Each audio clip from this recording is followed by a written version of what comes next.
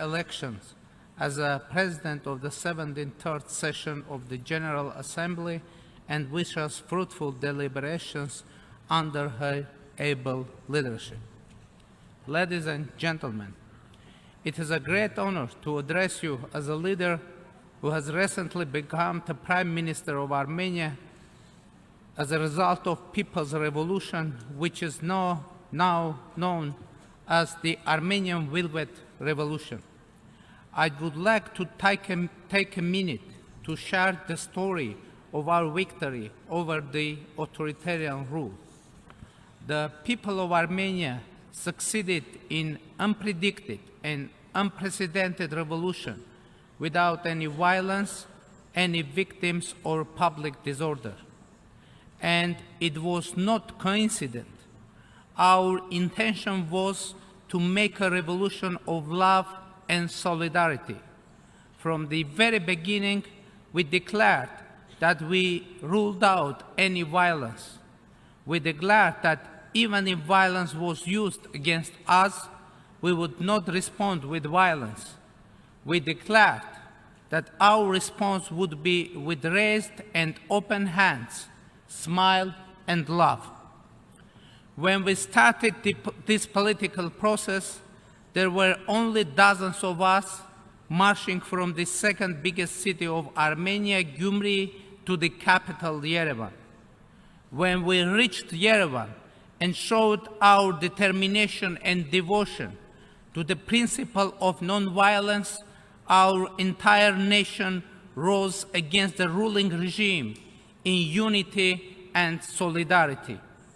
And we won without a single shot and without any victims, only through the peaceful demonstrations.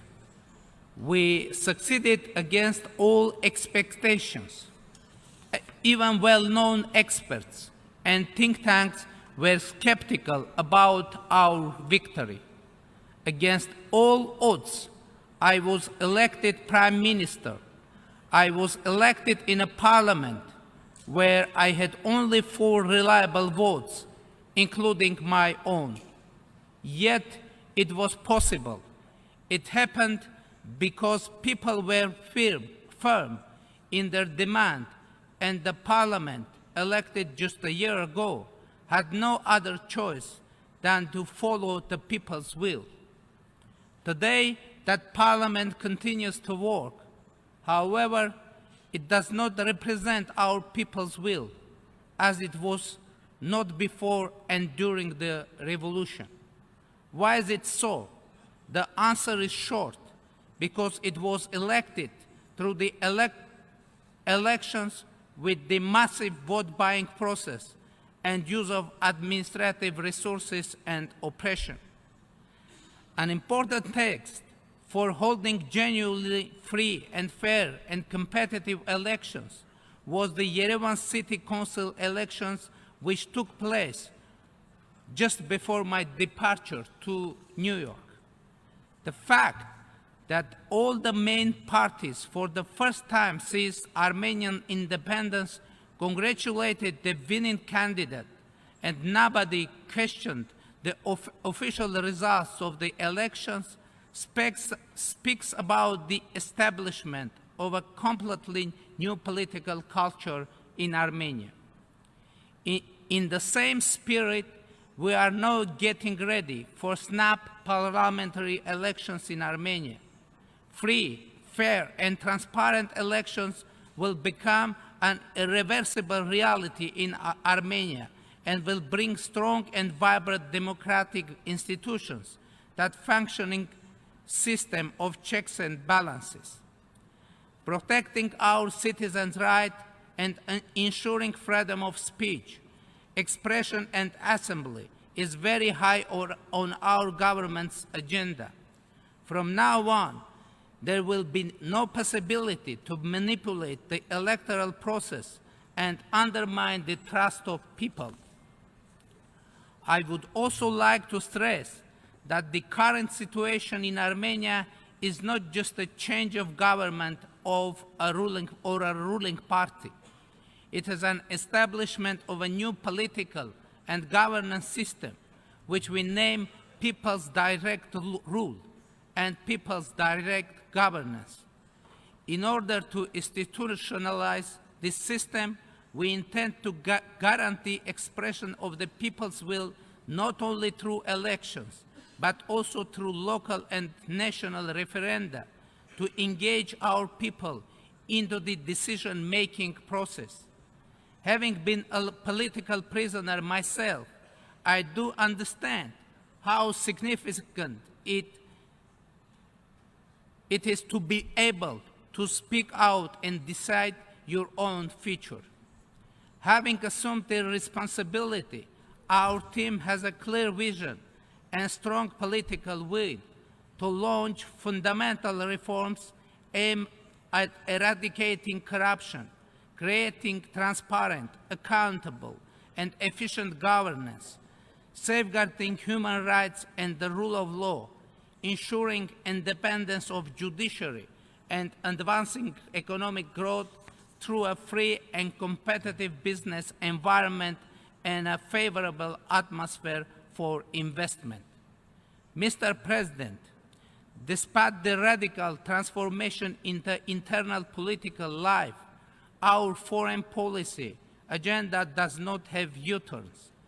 The continuity of Armenia's foreign policy depicts Armenia as a predictable and reliable partner. Our international commitments are not subject to revision. Our position is clear. Armenia stands ready to have a constructive dialogue and cooperation with all partners. However, we do not intend to develop our relations with one partner at the expense of the another. We underline the role of multilateralism on global and regional levels. Armenia's cooperation under the umbrella of the United Nations is both comprehensive and vibrant. But without entering into all details, let me mention our contribution to the global peace under the auspices of the United Nations-led and UN-supported peace operation in an impressive geographical scope that extends from Afghanistan to Lebanon, Kosovo, and Mali. This has a particular importance to our country.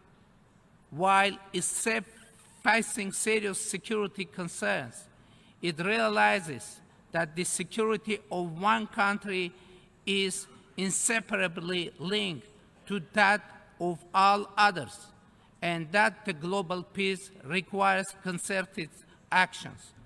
We have a truly global nation with hundreds of communities all around the world. Hence comes the sensitivity of Armenia to the global threats that may put our fellow Armenians at risk in different parts of the world.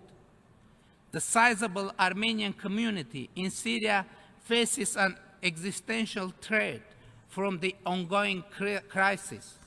Armenia has tried to contribute through dispatching humanitarian assistance to most vulnerable regions.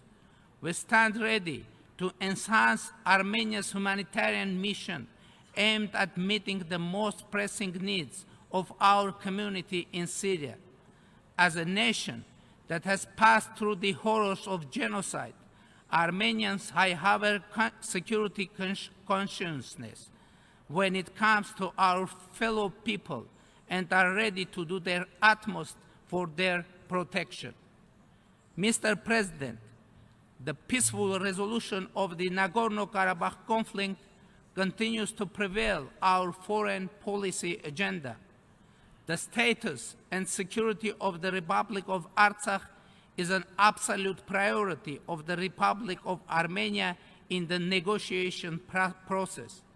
Any attempt to resolve the conflict through military means represents a direct threat to the regional security, democracy, and human rights. Armenia will continue its constructive engagement in the peaceful resolution of the conflict within the format of the OSCE Minsk Group co-chairs, which has the only internationally recognized mandate to deal with the conflict.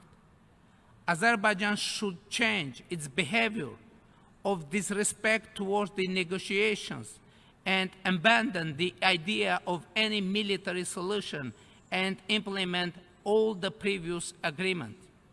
Furthermore, if Azerbaijan is truly committed to the peace process, it should start talking to the main subject of this conflict, Nagorno-Karabakh.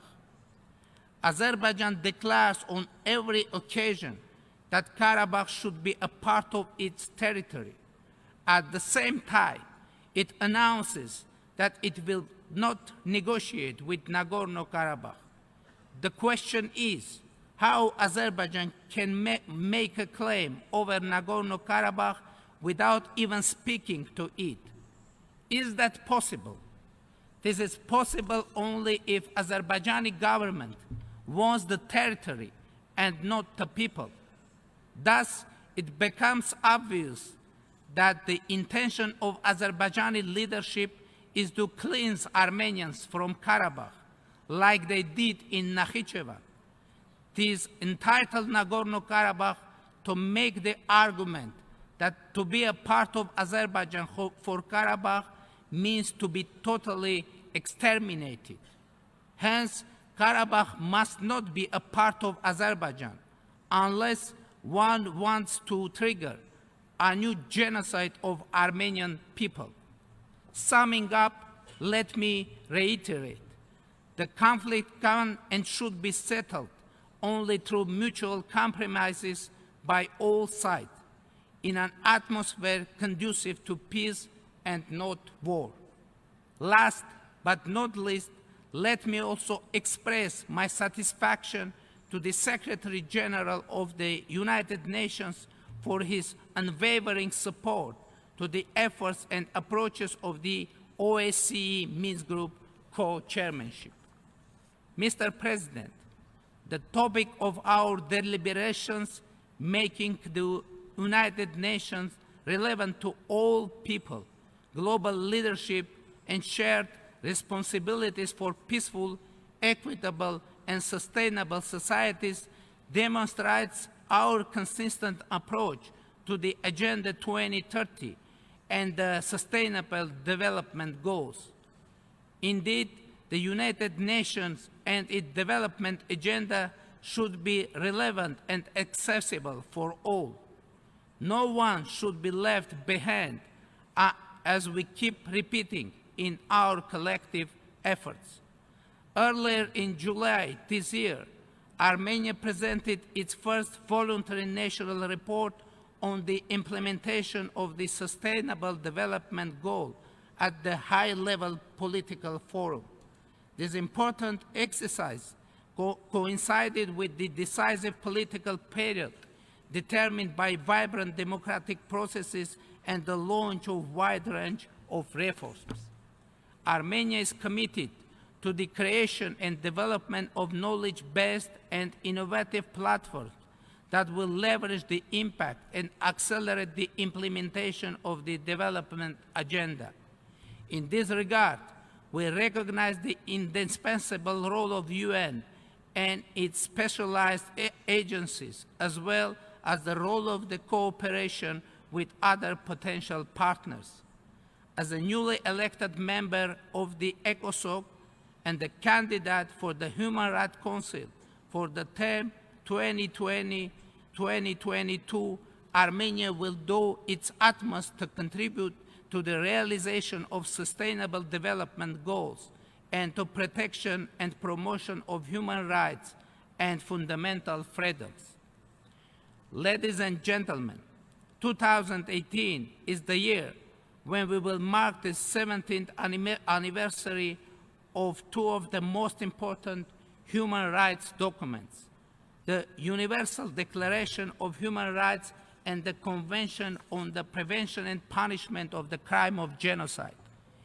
Each of these documents has its own history, and each of them has become a cornerstone for the development of international law. They served as a basis for Armenia to start the series of Global Forum sessions against the crime of genocide. This year, it will be dedicated to the issues of genocide prevention through education, culture, and museums.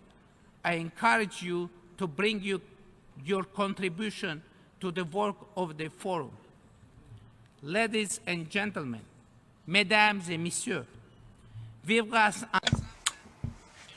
Living together is the theme of the 17th Summit of the International Organization of the Francophonie, which will be held in October in Yerevan, the capital of Armenia, a city that is some 2,800 years old. It is a great honor and a privilege for Armenia to be part of the broad Francophone family, to promote tolerance and mutual respect through cooperation in the sphere of culture, education, and innovation. I reiterate once again our invitations to the Summit of the Francophonie, with several events planned within the framework of that. Thank you. Thank you. On behalf of the General Assembly, I wish to thank the Prime Minister of the Republic of Armenia for the statement just made, and I request protocol to escort His Excellency.